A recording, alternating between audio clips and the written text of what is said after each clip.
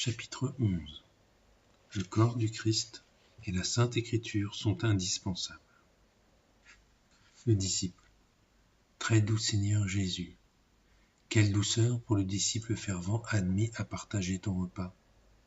Là, il ne lui est pas proposé d'autre nourriture à manger que toi, son unique bien-aimé, plus désirable que tous les désirs de son cœur. J'aimerais, en ta présence, verser des larmes du plus profond de mon cœur, et avec la Madeleine te laver les pieds de mes larmes. Mais où donc est cette ferveur? Où donc ces larmes saintes abondamment versées? Certes, en ta présence et en présence de tes saints anges, tout mon cœur devrait brûler et pleurer de joie. C'est toi que j'ai, réellement présent dans l'Eucharistie, bien que sous des apparences insolites. Mes yeux ne peuvent soutenir ta vue dans la propre clarté de Dieu. Le monde entier lui-même ne saurait subsister sous l'éclat fulgurant de ta glorieuse majesté. Tu pourvois donc à ma faiblesse en te cachant sous le sacrement. C'est lui que les anges adorent dans le ciel, que j'ai vraiment et que j'adore.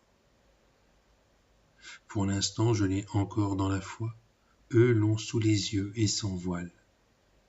Il me faut me contenter de la lumière de la vraie foi et y marcher jusqu'à ce que se lève la brise du jour de l'éternelle clarté et que déclinent les ombres des figures. Mais quand sera venu ce qui est parfait, l'utilité des sacrements cessera. Les bienheureux dans la gloire céleste n'ont plus besoin de remèdes sacramentels. Ils se réjouissent sans fin en présence de Dieu et contemplent sa gloire face à face. Transformés de clarté en clarté jusqu'en l'abîme de la divinité, ils goûtent le Verbe de Dieu fait chair, comme il fut depuis le commencement et demeure à jamais. Au souvenir de ces merveilles, même une consolation spirituelle devient pour moi une charge insupportable. Tant que je ne vois pas mon Seigneur ouvertement dans la gloire, je compte pour rien tout ce que je vois et entends dans le monde. Tu m'es témoin, toi, mon Dieu, que rien ne peut me consoler, qu'aucune créature ne peut me procurer le repos, sinon toi, mon Dieu, que je désire contempler éternellement. Mais cela n'est pas possible tant que je demeure dans cette situation mortelle. Il faut donc que je me dispose à une grande patience et que je me soumette à toi en tout désir.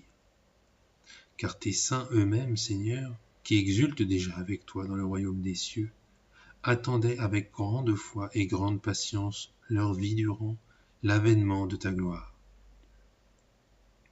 Ce qu'ils ont cru, je le crois. Ce qu'ils ont espéré, je l'espère. Là où ils sont parvenus, j'ai confiance d'arriver par ta grâce. En attendant, je marche dans la foi, réconforté par les exemples des saints. J'ai aussi les livres saints comme consolation et comme miroir de vie. Et par-dessus tout cela, ton corps très saint, comme remède et refuge incomparable. J'ai le sentiment que deux choses me sont absolument indispensables en cette vie. Sans elles, cette misérable vie me serait insupportable. Détenu dans la prison de ce corps, j'avoue manquer de deux choses, la nourriture et la lumière. À ma faiblesse, tu as donné ton corps sacré pour refaire mon esprit et mon corps, et tu as placé ta parole comme une lampe pour mes pas.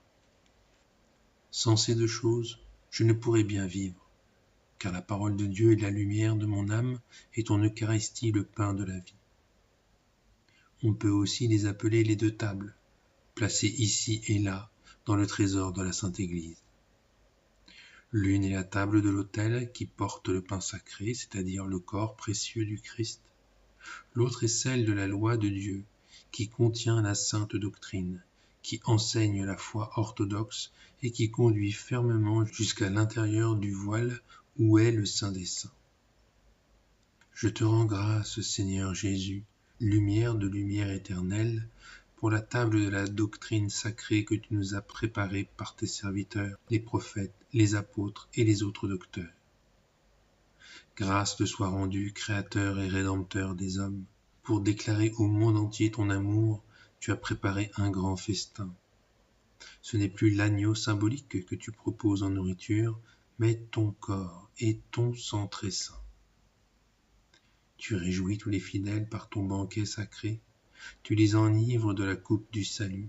Ils y trouvent tous les délices du paradis, et les saints anges festoient avec eux, mais dans un bonheur plus suave. Qu'il est grand et honorable le ministère des prêtres. Il leur est donné de consacrer le Seigneur de majesté par les paroles sacrées, de le bénir de leurs lèvres, de le tenir dans leurs mains, de l'accueillir dans leur propre bouche et de le présenter à tous les autres. Que ces mains doivent être propres, pures cette bouche, saint ce corps, immaculé ce cœur du prêtre, où tant de fois pénètre l'auteur de la pureté. De la bouche du prêtre, qu'il ne sorte rien que paroles saintes, honnêtes et utiles, puisque si souvent elle accueille le sacrement du Christ. Que ses yeux soient simples et pudiques, eux qui sont habitués à contempler le corps du Christ. Que ses mains soient pures et levées vers le ciel, elles qui ont coutume de toucher le Créateur du ciel et de la terre. C'est aux prêtres en particulier qu'il est dit dans la loi, « Soyez saints, parce que moi, le Seigneur votre Dieu, je suis saint. » Que ta grâce nous aide, Dieu Tout-Puissant, nous qui avons reçu le ministère sacerdotal. Qu'avec dignité et ferveur, nous puissions te servir en toute pureté de conscience. Et si nous ne pouvons passer notre vie, comme nous le devrions, en une telle innocence, accorde-nous du moins de pleurer comme il le faut le mal que nous avons commis et de te servir désormais avec plus de ferveur, en esprit d'humilité et avec une ferme bonne volonté. Chapitre 12. Mettre un grand soin à préparer sa communion. Le Christ. Moi, j'aime la pureté et je donne toute sainteté. Je cherche un cœur pur pour y faire le lieu de mon repos. Prépare-moi une grande salle toute prête et je ferai chez toi la Pâque avec mes disciples. Si tu veux que je vienne à toi et que je demeure chez toi, purifie-toi du vieux levain et nettoie la demeure de ton cœur. N'admets rien du monde et du tumulte du mal qui t'habite. Assieds-toi comme un oiseau solitaire sur le toit et songe à tes écarts dans l'amertume de ton âme. Tout être qui aime prépare pour son bien-aimé un lieu de séjour excellent et magnifique.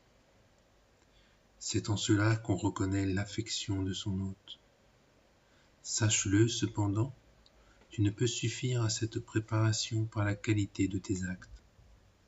Même si tu t'y préparais pendant une année entière, au point de n'avoir rien d'autre en tête, seule ma bonté et ma grâce te permettent d'avoir accès à ma table, comme un mendiant invité au banquet du riche. Il n'a rien à lui rendre pour ses bienfaits. Il ne peut que s'humilier et lui rendre grâce. Fais donc ton possible, fais-le avec soin, non par habitude ni obligation, mais avec crainte, respect et amour. Reçois le corps de ton Seigneur bien-aimé, qui daigne venir à toi. C'est moi qui appelle, moi qui le veux ainsi. Je suppléerai ce qui te manque. Viens me recevoir. Rends grâce à ton Dieu quand je t'accorde la grâce de la ferveur, non parce que tu en es digne, mais parce que j'ai pitié de toi. Si tu n'as pas la ferveur, mais que tu sens une grande aridité, persiste dans la prière, gémis et frappe. Ne te décourage pas jusqu'à ce que tu mérites de recevoir une miette ou une goutte de la grâce du salut. C'est toi qui as besoin de moi, et non pas moi de toi. Ce n'est pas toi qui viens me sanctifier, c'est moi qui viens te sanctifier et t'améliorer. Toi, tu viens pour être sanctifié par moi et pour m'être uni, pour recevoir une grâce nouvelle et t'enflammer de nouveau pour ton progrès. Ne néglige pas cette grâce-là, prépare ton cœur avec beaucoup de soin, puis introduis chez toi ton bien-aimé. Il faut non seulement te disposer à la ferveur avant la communion, mais encore la garder avec soin après avoir reçu l'Eucharistie. L'entretenir après n'est pas moins requis que de s'y disposer avant.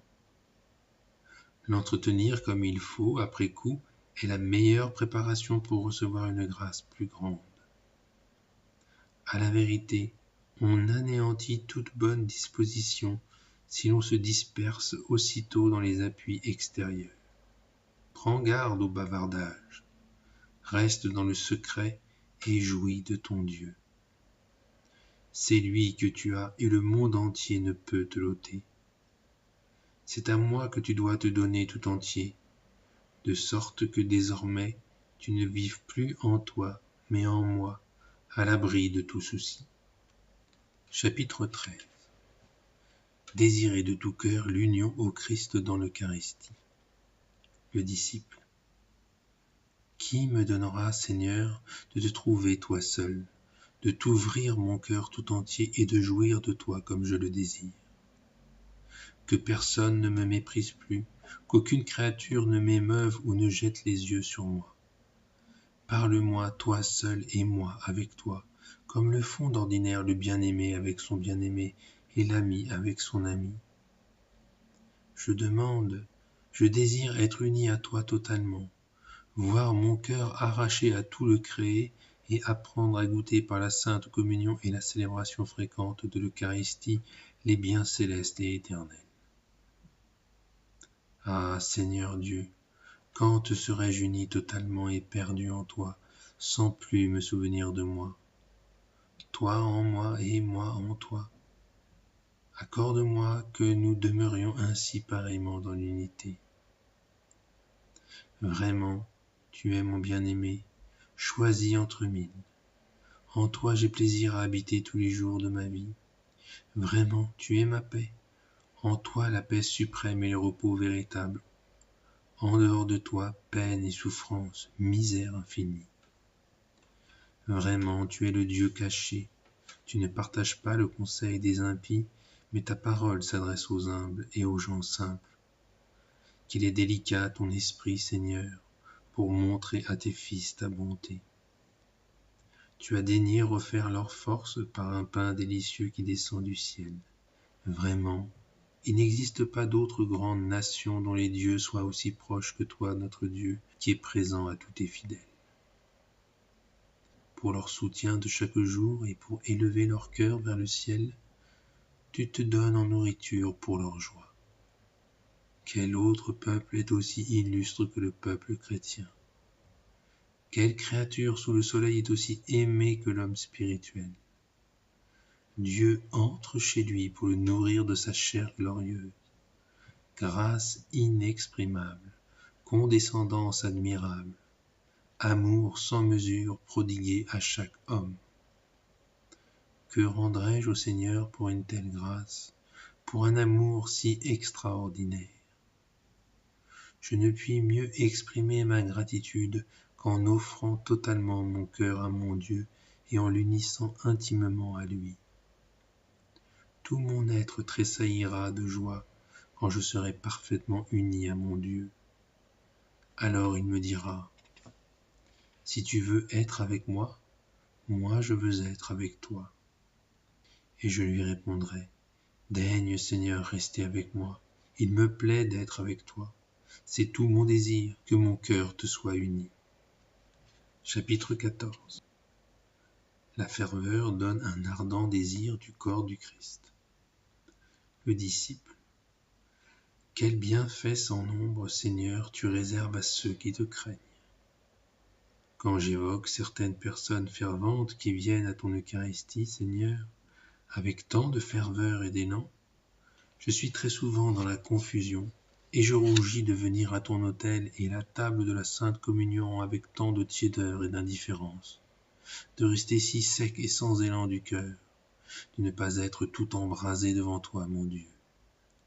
L'attrait et l'élan que j'éprouve ne sont pas aussi bouillants que chez cette foule de gens fervents.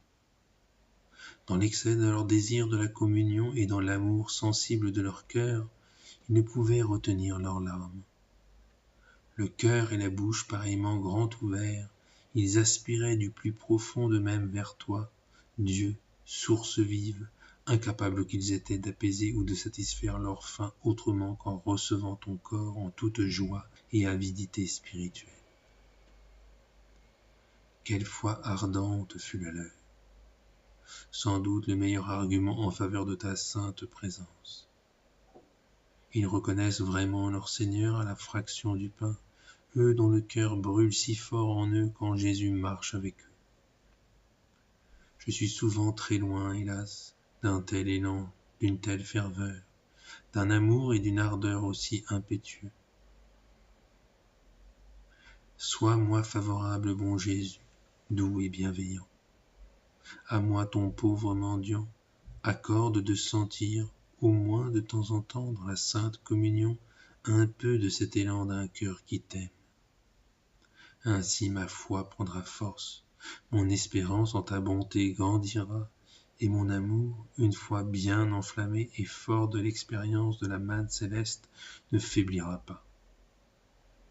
Ta miséricorde est même capable de me procurer cette grâce que je désire et de m'accorder qu'au jour de ton bon plaisir, la toute bienveillance de ta visite enflamme mon esprit. Bien que mon désir n'égale pas celui de ceux qui ont tant brûlé pour toi, je tiens cependant de ta grâce le désir de ce grand désir brûlant. Je prie et je souhaite avoir part avec ceux qui t'ont si fort aimé et être compté en leur sainte compagnie. 15e chapitre. La grâce de la ferveur s'acquiert par l'humilité et par le renoncement à soi-même. Le Christ. La grâce de la ferveur. Il te faut la chercher avec insistance, la demander avec ardeur, l'attendre avec patience et confiance, la recevoir avec gratitude, la conserver humblement, t'en servir avec application dans ce que tu fais, et t'en remettre à Dieu quant au moment et aux caractéristiques de la visite d'en haut jusqu'à ce qu'elle ait lieu.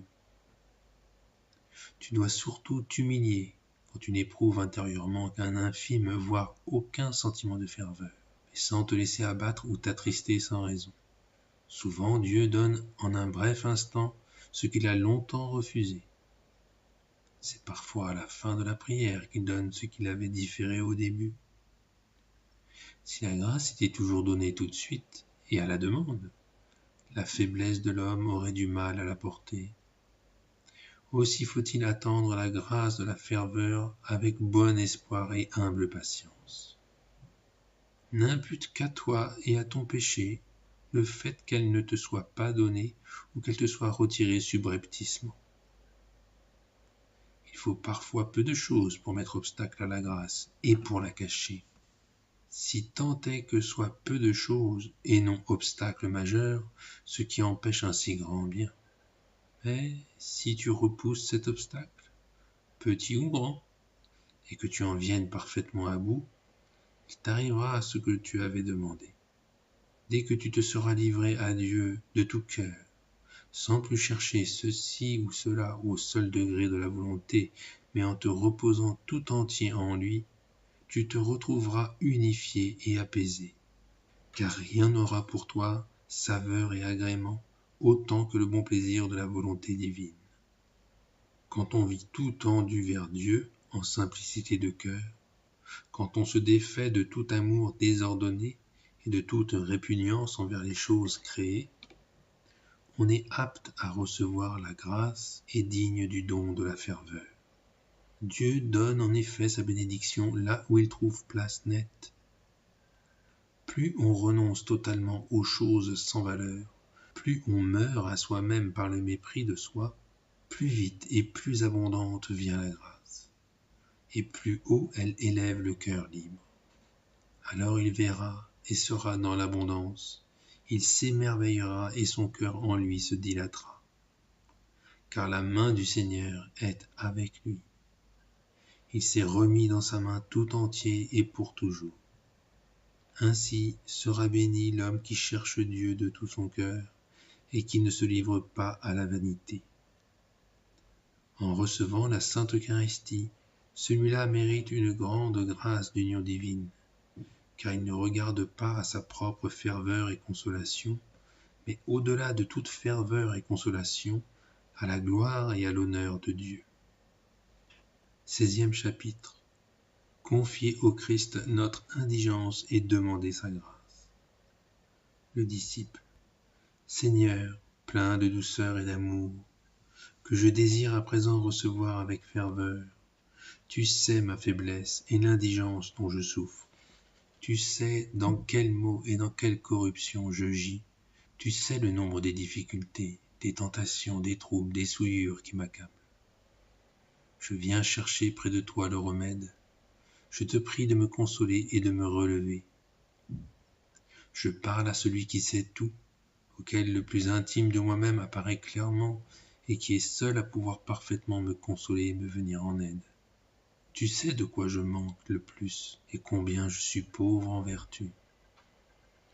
Me voici debout devant toi, pauvre et nu. Je réclame ta grâce et j'implore ta miséricorde.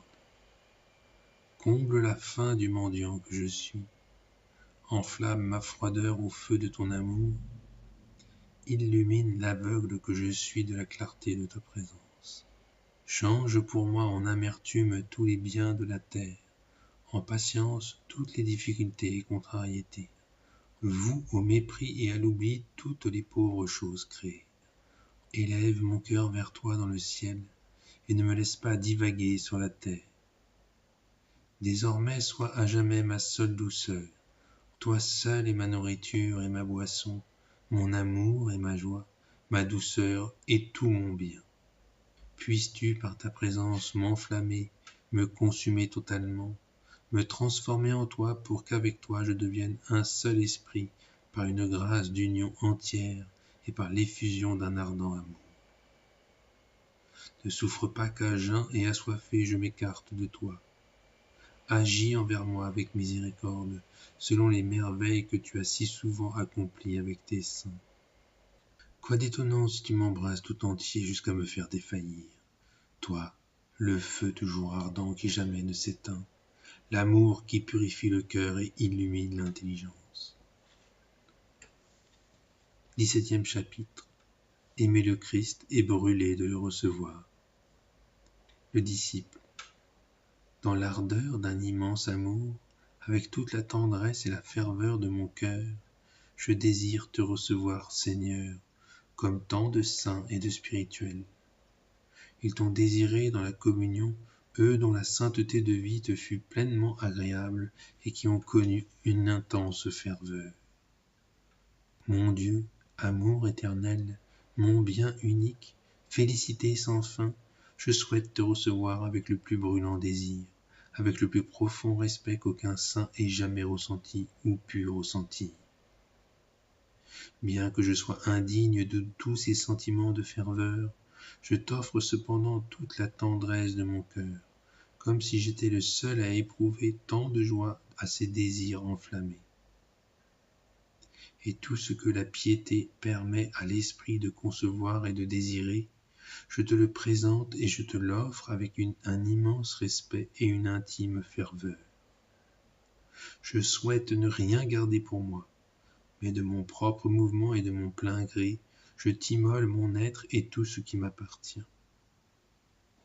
Seigneur mon Dieu, mon Créateur et mon Rédempteur, j'ai à cœur de te recevoir aujourd'hui avec les sentiments, le respect, la louange et l'honneur, avec la reconnaissance, la dignité et l'amour, avec la foi, l'espérance et la pureté de ta très sainte Mère, la glorieuse Vierge Marie, qui t'a reçu et désiré quand elle répondit à la bonne nouvelle du mystère de ton incarnation que lui apportait l'ange.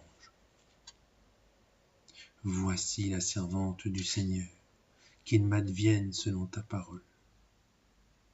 Ton bienheureux précurseur le plus éminent des saints, Jean-Baptiste, a exulté d'allégresse en ta présence, dans la joie de l'Esprit Saint, alors qu'il était encore enclos dans le sein maternel. Et plus tard, apercevant au milieu des hommes Jésus en marche, il disait, en grande humilité et avec un élan d'amour, « L'ami de l'époux, qui est là et qui l'écoute, se réjouit à la voix de l'époux. Ainsi je souhaite, moi aussi, m'enflammer de grands et saints désirs, et m'offrir à toi de tout cœur. C'est pourquoi je t'offre et te présente les jubilations de tous les cœurs fervents, l'ardeur de leurs élans, leur ravissement et l'illumination surnaturelle et leur vision céleste. J'y joins toutes leurs vertus et les louanges qu'ont célébrées ou que célébreront toutes les créatures au ciel et sur la terre, pour moi et pour tous ceux qui m'ont été recommandés dans la prière. Ainsi, sois loué dignement par tous et glorifié à tout jamais. Reçois, Seigneur mon Dieu, les vœux et les désirs que je forme d'une louange infinie et d'une bénédiction sans mesure. Elles sont dues à juste titre à l'immensité de ton indicible grandeur. Je te les présente et je désire te les présenter chaque jour, à chaque moment. De tout l'élan de ma prière, je convie et j'implore tous les esprits célestes et tous tes fidèles de s'unir à mes actions de grâce et à mes louanges. Que tous les peuples, tribus et langues te louent, qu'avec une immense allégresse et une ardeur brûlante, ils magnifient ton nom saint et doux comme le miel. Que tous ceux qui célèbrent ta sainte Eucharistie avec respect et ferveur, et qui la reçoivent dans la plénitude de la foi, méritent de trouver auprès de toi grâce et miséricorde. Qu'ils prient ardemment pour le pécheur que je suis, quand ils auront obtenu la ferveur qu'ils désiraient et l'union qui fait leur joie, et qu'ils quitteront la table céleste merveilleusement consolés et restaurés, qu'ils daignent se souvenir du pauvre que je suis. Chapitre 18. Évitez les dissertations indiscrètes sur l'Eucharistie. Imitez humblement le Christ dans l'obéissance de la foi. Le Christ. Évite la curiosité inutile dans l'étude des profondeurs de l'Eucharistie. Si tu ne veux pas sombrer dans les profondeurs du doute, celui qui soumet la majesté à son examen sera écrasé par la gloire. Dieu peut en faire plus que l'homme n'en peut comprendre. On peut admettre une spirituelle et humble recherche de la vérité si elle est toujours prête à se laisser enseigner et si elle s'applique à suivre les saines opinions des pères. Bienheureuse simplicité qui ignore les chemins ardus des problèmes théologiques, qui suit les sentiers droits et assurés des commandements de Dieu. Beaucoup ont perdu l'élan spirituel en voulant aller trop profond dans l'étude. C'est la foi qu'on te demande et une vie sincère, non une haute intelligence de la profondeur des mystères de Dieu. Si tu ne comprends ni ne saisis ce qui t'est inférieur, comment comprendras-tu ce qui te dépasse? Soumets-toi à Dieu, aligne humblement ton jugement sur la foi, et la lumière de la connaissance te sera donnée à la mesure de ce qui est pour toi utile et nécessaire. Certains connaissent de graves tentations contre la foi et l'Eucharistie. Ce n'est pas à eux qu'il faut l'imputer, mais à l'ennemi. Ne t'en soucie pas. N'entre pas en discours avec toi-même. Ne réplique pas aux doutes qu'insinue le diable. Crois aux paroles de Dieu. Crois à ses saints et à ses prophètes, et l'ennemi mauvais s'enfuira loin de toi. Subir tout cela est souvent d'une grande utilité aux serviteurs de Dieu. Car l'ennemi ne tente pas les infidèles et les pécheurs qu'il est déjà sûr de posséder. Il tente et éprouve de diverses manières les fidèles pleins d'ardeur. Continue donc avec une foi simple et à l'abri du doute. Approche-toi de l'Eucharistie avec un humble respect. Et tout ce que tu ne peux comprendre, remets-le à Dieu Tout-Puissant et tranquillise-toi. Dieu ne te trompe pas, mais celui-là se trompe qui croit trop en lui-même. Dieu chemine avec les gens simples, il se révèle aux humbles, il donne l'intelligence aux petits, aux esprits droits il donne accès au sens des choses, mais il cache sa grâce aux gens curieux et orgueilleux. La raison humaine est faible et peut se tromper. La vraie foi ne peut se tromper. Tout raisonnement, toute recherche humaine doivent suivre la foi, non la précéder ni la soumettre de force. Car ici surtout, foi et amour vont en premier, sous des modalités cachées, ils sont à l'œuvre dans ce très saint et suréminent sacrement. Dieu éternel, immense, d'une infinie puissance, fait des choses grandes et énigmatiques au ciel et sur la terre. On ne peut percer le mystère de ses œuvres merveilleuses. Si les œuvres de Dieu étaient faciles à comprendre pour la raison humaine, elles ne seraient ni des merveilles, ni impossibles à décrire. Fin du livre 4.